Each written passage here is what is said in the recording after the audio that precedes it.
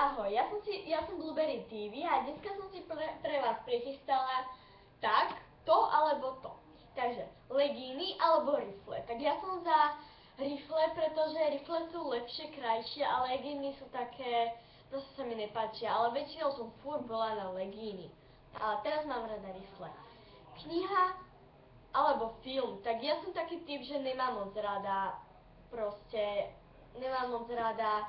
knihy, nečítam ich moc, ja som taký typ, že knihy vôbec nečítam, vôbec. Takže ja som za film.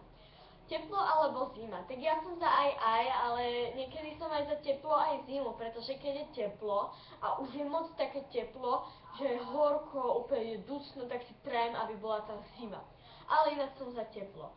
Futbal alebo hokej, tak ja som za futbal, pretože futbal je lepší a hokej ten ma ani moc nezaujíma.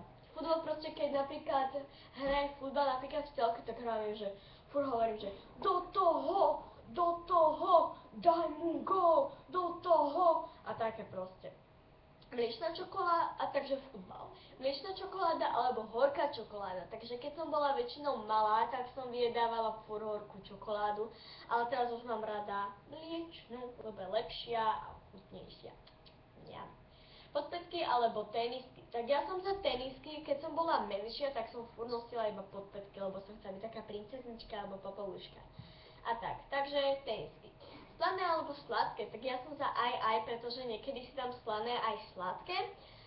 A tak, ale väčšinou mám rada sladké. Bazén alebo more. Tak to je jasné, že more, pretože tam si viacej zaplávete, je tam dobrý vzduch, je tam proste pekne. Pes alebo mačička, tak ja mám doma aj mačku, aj psíka, takže aj. Ovocie alebo zelenina, tak ja som väčšinou na ovocie, pretože zeleninu moc rada nemám. Takže ovocie, mobil alebo počítač, tak počítač je lepší, kvalitnejší a rýchlejší. Takže počítač a mobil, ten idem iba niekedy si zahrať nejakú hru, alebo proste mobil je na volanie, niekedy si aj zahráš hru, na Viber, WhatsApp, Messenger a tak. Korčule alebo bicykel. Tak ja som na bicykel, pretože bicykel je rýchlejší a lepší. A korčule moc ne.